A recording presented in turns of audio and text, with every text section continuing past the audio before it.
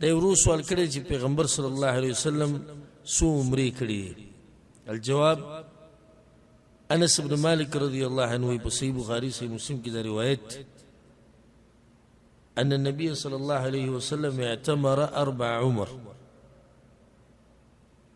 څو عمرې کړي؟ 4 عمرې کړي. كلهن في ذي القعده او ټول په ذی القعده کې کړي. عمره من الحديبيه یواغه حدیبیه عمره ودم په ذی القعده کې شوی. وعمره من العام المقبل او روان کال بیا چې عمرې لرالو هغه په ذی القعده کې و. او دریم عمره د جعرانه، عمره جعرانه دي ته وي چې کله رسول صلی الله علیه وسلم حنین کې مال غنیمت تقسیم کو واپس روانو نو عمره پکې مو کړه. څلورم عمره کومه ولا څلورم هغه کومه چې حج کې ده. پیغمبر صلی الله علیه وسلم چې کله هجرت کړې د مدینې ته نو څو عمرې کړې دي؟ 4. او د 4 ونه په ذی القعده کې کړي. ځکه بعض علما دا وایي غوره عمره هغه دي چې په ذی القعده کې وشي،